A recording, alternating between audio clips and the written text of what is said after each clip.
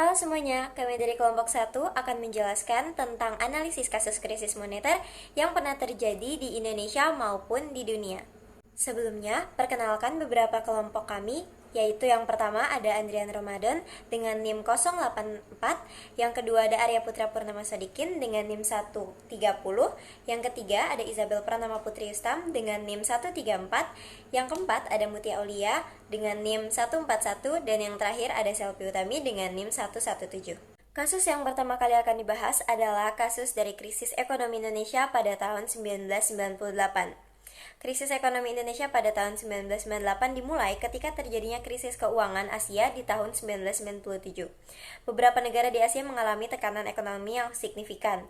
Pemicunya adalah kegagalan beberapa proyek besar, spekulasi mata uang, dan masalah struktural dalam sektor keuangan. Lalu pada Juli tahun 1997, nilai rupiah mulai mengalami penurunan nilai tukar terhadap dolar Amerika. Hal ini tentu membuat hutang Indonesia lebih sulit lagi untuk dilunasi. Pada tahun 1998, krisis ekonomi pun semakin memburuk. Inflasi meningkat, tingkat pengangguran naik, dan pertumbuhan ekonomi perlahan melambat secara signifikan. Dikutip dari artikel OCBC yang dirilis pada tanggal 8 Agustus 2023, saat itu terjadi jatuhnya harga pasar saham yang menyebabkan kepanikan investor dan berdampak pada penjualan aset atau penarikan uang dari rekening tabungan karena takut nilainya menurun. Masih dikutip dari artikel yang sama, yaitu artikel OCBC pada tanggal 8 Agustus 2023, terdapat 5 dampak besar yang diakibatkan oleh krisis ekonomi pada tahun 1998. Yang pertama yaitu terdapat banyaknya perusahaan yang gulung tikar, terutama perusahaan yang menggunakan bahan baku impor dari Amerika dalam kegiatan produksinya. Dibutuhkan dolar Amerika Serikat untuk membeli bahan baku, sedangkan karena nilai tukar yang menurun, maka sulit bagi perusahaan untuk membeli bahan baku tersebut dengan dolar Amerika Serikat.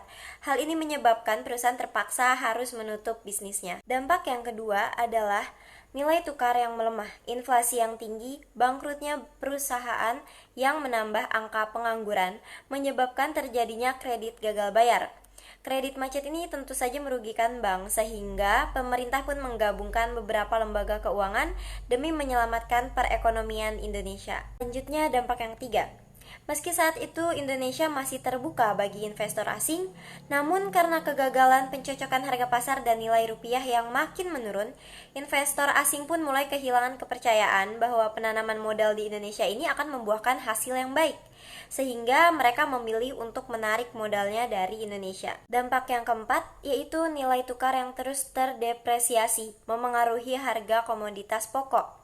Pengangguran yang meningkat, harga barang pokok yang tinggi, daya beli masyarakat yang mulai menghilang, dan mengakibatkan protes di mana-mana. Dampak yang kelima merupakan puncak dari dampak yang ada. Dengan banyaknya masalah yang timbul di tahun 1998, terjadilah banyak demo hingga bentrok dengan aparat kepolisian.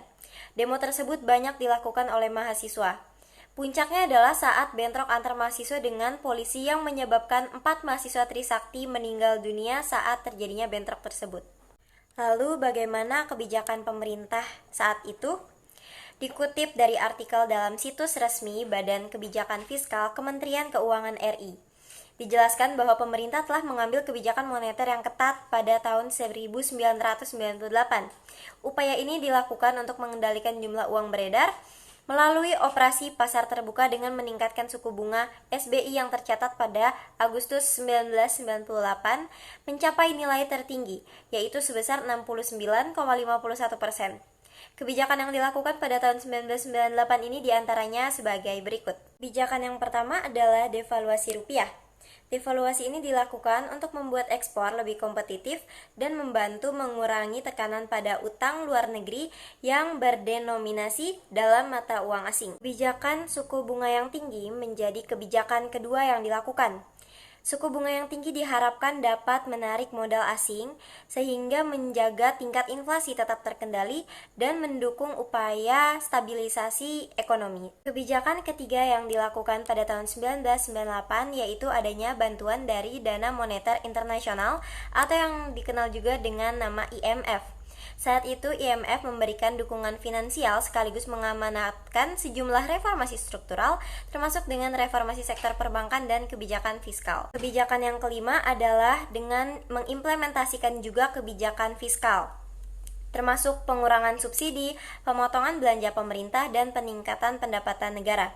Tujuan dari kebijakan fiskal ini adalah untuk mengurangi defisit anggaran dan meningkatkan kredibilitas kebijakan ekonomi pada tahun tersebut. Kebijakan yang keenam adalah dengan privatisasi dan liberalisasi ekonomi. Tujuannya adalah untuk meningkatkan efisiensi sektor bisnis, menarik investasi asing, dan juga mempercepat pemulihan ekonomi Indonesia. Krisis ekonomi tahun 2008 atau subprime mortgage. Penyebab utama dari krisis ekonomi tahun 2008 atau subprime mortgage ini yaitu ada banyak pihak yang berbeda yang patut disalahkan atas krisis ini. Krisis ini bukan disebabkan oleh satu kelompok ataupun individu, namun banyak pihak yang fokus pada keuntungan jangka pendek. Beberapa di antaranya yang pertama lembaga keuangan, bank, dana lindung nilai, perusahaan investasi, perusahaan asuransi, dan lembaga keuangan lainnya mampu menciptakan MBC dan COD. Mereka terus mengemas ulang dan menjualnya kepada investor yang percaya bahwa ini adalah investasi yang aman dan berbagai lembaga keuangan terbentuk situasi dengan mengambil risiko lebih besar dari yang diperlukan. Kedua, pemberi pinjaman hipotek. Praktik peminjaman hipotek yang tidak tepat memainkan peran besar dalam krisis ini. Pemberian pinjaman hipotek melonggarkan standar pinjaman mereka dan memberikan hipotek dengan bunga saja dan suku bunga yang dapat disesuaikan kepada peminjam yang tidak mampu membayar kembali. Dalam kasus ini, beberapa pemberi pinjaman hipotek bahkan melakukan penipuan hipotek dengan menggelembungkan pendapatan peminjam sehingga mereka memenuhi syarat untuk mendapatkan pinjaman rumah. Yang ketiga yaitu lembaga pemeringkat kredit. Agen kredit memiliki konflik kepentingan yang tidak memberikan peringkat yang sesuai, yang diyakini banyak mengambil peran sebagai subprime mortgage. Mereka memberi peringkat AAA untuk MBS dan CDO yang berisiko. Yang keempat yaitu regulator dan pemerintahan. Regulator mencabut undang-undang tertentu, memberikan lembaga keuangan kemampuan untuk menginvestasikan uang nasabah dalam bentuk investasi yang rumit. Deregulasi juga memungkinkan bank untuk memperluas pasarnya, melakukan merger dan institusi yang berbeda. Hal ini membuat mereka terlalu besar kemungkinan untuk gagal. Karena perubahan undang-undang perbankan, bank juga dapat menawarkan pinjaman dengan bunga saja dan suku bunga yang dapat disesuaikan kepada pelanggan subprime. Yang kelima, pembeli dan penjual rumah. Orang-orang meminjam untuk membeli rumah meskipun mereka tidak mampu membelinya. Meskipun ada beberapa pembeli yang menjadi sasaran praktik peminjaman predator, banyak yang mengambil risiko terlalu besar dan membeli rumah yang tidak seharusnya mereka miliki. Setelah The Fed menaikkan suku bunga, pembeli rumah tidak mampu membayar pembayaran hipotek mereka. Krisis keuangan tahun 2008 dan 2009 dipicu oleh kredit macet di sektor properti Amerika Serikat atau subprime mortgage. Krisis tersebut kemudian tercatat sebagai kebangkrutan terbesar dalam sejarah korporat Amerika Serikat. Perusahaan asuransi terbesar seperti AIG juga diambang kehancuran. Tepatnya di bulan Agustus, gelombang ekonomi kembali meledak di pasar perusahaan Amerika Serikat sebagai akhir dari subprime mortgage yang terjadi tahun lalu. Mereka tidak dapat membiayai kembali ataupun menjual rumah mereka karena jatuhnya harga tersebut harga real estate. Antara tahun 2007 sampai tahun 2010, terdapat hampir 4 juta penyitaan di Amerika Serikat. Ancaman dari krisis ini adalah depresi ekonomi yang universal. Sebagaimana dinyatakan oleh Hidayat 2008, bahwa subprime mortgage ini terjadi karena dalam beberapa tahun terakhir, cukup banyak kredit perumahan di Amerika Serikat yang sangat berisiko. Dalam artian, kredit perumahan tersebut diberikan kepada rumah tangga yang berpenghasilan rendah dan juga tanpa uang muka yang lebih parahnya lagi. Tangga tersebut punya kredit yang bersalah. Yang keenam, investor. Investor menginginkan investasi yang berisiko rendah namun menghasilkan keuntungan lebih tinggi seperti MBS. Hal ini memicu permintaan subprime mortgage. Masing-masing pihak tidak bertanggung jawab dan ceroboh dalam tindakannya. Hal ini menyebabkan krisis subprime mortgage. Dampak dari krisis subprime mortgage. Dikutip dari situs CNBC Indonesia dan situs The Exchange, berikut dampak krisis ekonomi pada tahun 2008. Yang pertama yaitu ekonomi Amerika Serikat terkontraksi 0,34% pada tahun 2008 dan 3,7% pada tahun 2009. Pertumbuhan ekonomi global juga menurun menjadi 2,8% pada tahun 2008 dari 5,42% pada tahun 2007. Pertumbuhan ekonomi Indonesia sendiri melambat menjadi 4,5% pada tahun 2009 dari 6,1% pada tahun 2008. Pertumbuhan Indonesia pada tahun 2009 menjadi yang tertinggi ketiga di dunia setelah China dan India. Yang kedua yaitu akibat subprime mortgage ini menghancurkan bursa. Bahkan satu persatu perusahaan besar berjatuhan seperti Bear Stearns, Morgan Stanley, Citigroup, bahkan General Motors pun ikut jatuh. Subprime mortgage penyebab krisis pasar uang antar bank menelan banyak korban sampai Eropa dan Jepang. Sampai-sampai bank dan perusahaan security telah menghapus buku aset per 1 April tahun 2008 sebesar 232 US dollar Amerika Serikat mengalami kerugian. Yang ketiga yaitu bangkrutnya Northern Rock di Inggris. Bear Stearns di Amerika Serikat memicu gelapnya perekonomian dunia. Efek dari depresi ini diperkirakan akan menghentikan lapangan kerja dan pertumbuhan perekonomian selama kurang lebih 1 dekade. Bahkan perusahaan investasi lain seperti Merrill Lynch yang bertahun-tahun sempat menjadi raja Wall Street pun meminta untuk segera diambil alih oleh yaitu Bank of America. Yang keempat, bahkan AIG, salah satu perusahaan asuransi terbesar ini memohon agar dana darurat disuntikan sebanyak 40 billion dolar dari pemerintah Amerika Serikat. Hal ini dilakukan agar menghindari kebangkrutan total. Yang kelima, krisis keuangan global yang terjadi setelahnya menyebabkan kerugian pasar saham sebesar 7,4 triliun dolar Amerika. Yang keenam, sekitar 3,4 miliar kekayaan real estate musnah. Yang ketujuh, banyak perusahaan bangkrut, dan sekitar 7,5 juta orang di Amerika kehilangan pekerjaan.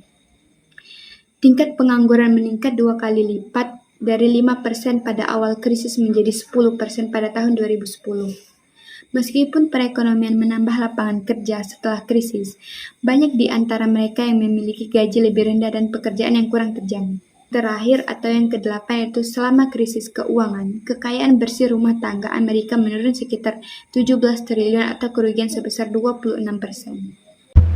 Baik, jadi di sini saya akan melanjutkan mengenai materi yang telah disampaikan oleh rekan saya tadi, dan di sini saya akan melanjutkan mengenai kebijakan apa sih yang dilakukan oleh pemerintah untuk menanggulangi kasus yang sedang kita bahas ini. Jadi di sini dikutip dari artikel Pendidikan Sosial dijelaskan bahwa untuk mencari solusi dari krisis global ini, menjelaskan bahwa di National Building Museum yang dibangun sejak 1882 dan sampai dengan 1887 dilangsungkan sebuah pertemuan pada tanggal 15 November yang dihadiri dari kepala negara G20. Adapun perundingan yang dibahas yaitu yang pertama mengenai perundingan perdagangan, di mana hambatan perdagangan tidak dinaikkan dalam 1 tahun ke depan dan mengadakan kembali perundingan ini di akhir tahun. Dan yang kedua yaitu mengenai institusi keuangan global. Ada 2 jenis langkah yang diambil di sini. Pertama, langkah jangka pendek. Untuk langkah jangka pendek, yaitu dilakukannya dengan cepat untuk memperluas keanggotaan Financial Stability Forum atau FSF, yang mengikutsertakan negara berkembang serta berkontribusi dalam ekonomi berkembang sehingga mendapatkan akses keuangan dan memeriksa IMF, Bank Dunia, dan Bank Pengembangan Multilateral mendapatkan dana yang cukup. Sedangkan langkah jangka menengah yang harus dilaksanakan adalah melakukan perubahan secara menyeluruh kepada IMF dan Bank Dunia, kemudian menyerahkan negara berkembang untuk menyuarakan haknya lebih besar, serta peran pengawasan IMF lebih ditingkatkan lagi dalam menyampaikan saran dalam persoalan ekonomi makro dan stabilitas keuangan. Yang ketiga, mengesahkan beberapa undang-undang untuk membantu mencegah krisis keuangan terulang kembali. Mereka mengesahkan Undang-Undang Dodd-Frank yang mencakup Undang-Undang Hipotek dan Undang-Undang Perlindungan Keuangan Konsumen. Tindakan ini memperkenalkan peraturan perbankan dan bentuk Biro Perlindungan Keuangan Konsumen. Undang-undang baru tersebut mencakup ketentuan yang dirancang untuk mengeluarkan pinjaman subprime. Misalnya, Dodd-Frank melarang pemberi pinjaman menerbitkan hipotek yang kemungkinan besar tidak mampu dibayar oleh peminjam dan membatasi praktik pemberian pinjaman yang menciptakan insentif untuk mengarahkan pelanggan ke pinjaman subprime. Untuk mengatasi krisis ini juga, pemerintah Amerika juga melakukan beberapa kebijakan, diantaranya yaitu berupa dana tabungan atau bailout. Pemerintah memberikan dana tabungan sebesar 700 miliar US dollar kepada industri keuangan yang bermasalah, termasuk bank-bank besar, perusahaan asuransi, dan lembaga hipotek. Yang kedua, program pemberian aset atau quantitative easing. Bank Sentral Amerika Serikat, The Fed, memberi aset-aset keuangan seperti obligasi, pemerintah, dan hipotek untuk meningkatkan likuiditas di pasar keuangan. Yang ketiga, itu ada kebijakan penurunan suku bunga. Di sini The Fed menurunkan suku bunga acuan menjadi 0% sampai dengan 0,25% untuk mendorong konsumsi dan investasi. Dan untuk kebijakan terakhir yaitu melakukan restrukturisasi industri keuangan. Pemerintah membentuk lembaga baru yaitu Financial Stability Oversight Council untuk mengawasi industri keuangan dan mencegah terjadinya krisis serupa di masa depan.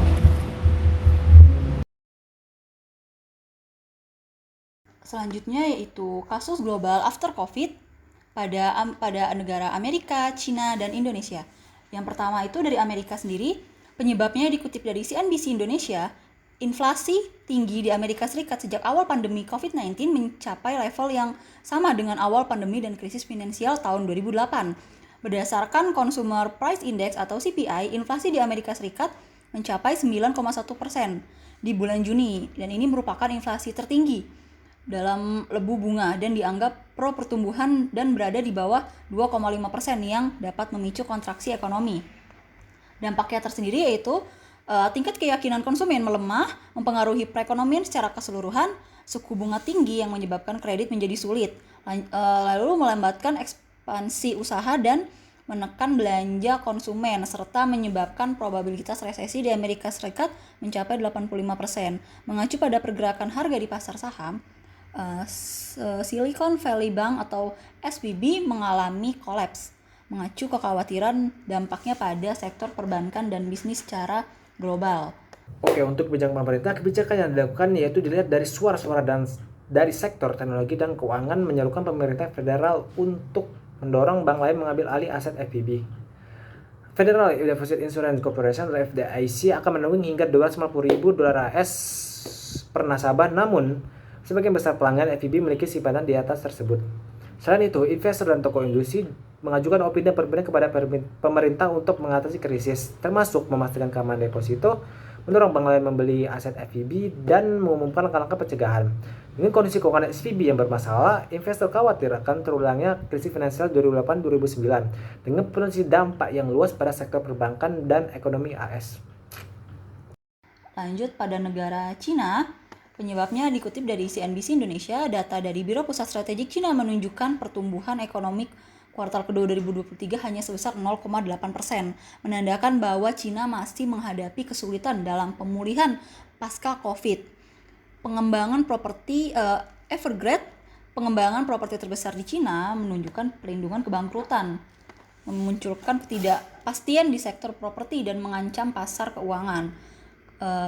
Ketegangan antara Cina dan Amerika Serikat mengurangi kelincahan ekonomi di Cina di pasar global, terutama dengan kebijakan proteksionisme ekonomi di Amerika Serikat. Oke, untuk kebijakan pemerintahnya, pemerintah Cina perlu untuk mengimplementasikan kebijakan yang mendukung pemulihan ekonomi dalam negeri, termasuk upaya untuk menstabilkan sektor properti. Penting bagi Cina untuk berkolaborasi dengan negara-negara lain dan mendapatkan dukungan internasional untuk mengatasi guncangan ekonomi. Begitu pula bagi Indonesia juga perlu mengantisipasi dampak negatif dari penurunan harga komoditas dengan melakukan diversifikasi ekonomi dan mencari alternatif pertumbuhan selain melalui perdagangan dengan Cina. Pemerintah diimbau untuk belajar dari krisis ekonomi sebelumnya dan mengelola risiko dengan baik, termasuk manajemen hutang, kestabilan pasar properti, dan transparansi data ekonomi. Lalu ada di negara Indonesia sendiri yang penyebabnya yaitu diakibatkan oleh ketidakpastian dari perubahan cuaca atau climate change dan gejolak geopolitik. Indeks ketidakpastian kuartal kedua 2023 yang mencapai 30,70% menunjukkan potensi komoditas yang mempengaruhi arus barang dan jasa. IMF memproyeksikan penurunan ketidakpastian global dari tahun 2001 ke 2022. Ketidakpastian global tahun 2023 dipengaruhi oleh perang Ukraina dan dinamika perdagangan internasional. Lalu dampaknya tersendiri yaitu meskipun IMF merevisi proyeksi pertumbuhan ekonomi global, Indonesia tetap menunjukkan pertumbuhan tinggi sebesar 5,3% pada bulan Juli tahun 2022. IHSG mencatat return 6% pada Oktober 2022, menunjukkan ketahanan di tengah tekanan global. Rusia keluar dari kesempatan Black Sea Grain Initiative yang mengancam pasokan jagung, gandum, dan sunflower oil global. Kenaikan harga gandum yang sebesar 10% dan jagung sebesar 7,5% dalam seminggu terakhir berpotensi mempengaruhi biaya impor Indonesia. Harga minyak dunia mencapai yang mencapai 120 US dollar per barrel akibat ketegangan Rusia-Ukraina yang berpotensi memicu pengetatan moneter global. Lalu ada kenaikan harga CPO dapat menguntungkan Indonesia. Namun perlu diwaspadai terkait kelangkaan minyak goreng dalam negeri. Oke, untuk kebijakan pemerintahnya, Indonesia menyesuaikan suku bunga sebesar 50 BP pada September 2022 menjadi 4,25% sebagai respon terhadap tantangan global. Terdapat 28 negara meminta bantuan IMF dengan 14 masih dalam proses. Indonesia dianggap kuat secara eksternal dan tidak rentan terhadap masalah keuangan. Evaluasi PPKM hingga akhir bulan dengan harapan mencabut aturan wajib masker dalam 3 bulan. Terus mendorong kelanjutan KUR dan KUR sektor pertanian. Indonesia menghadapi ketidakpastian global namun fundamental ekonominya kuat. Kebijakan penyesuaian suku bunga dan upaya dalam sektor ekonomi dan kesehatan menjadi strategi untuk ketahanan ekonomi di tengah tantangan global yang kompleks. Baiklah, dari kasus-kasus yang telah kami terangkan tadi, semoga dapat menjadi acuan atau contoh dari penerapan kebijakan moneter yang telah terjadi di dunia ini. Sekian dari kami. Assalamualaikum warahmatullahi wabarakatuh.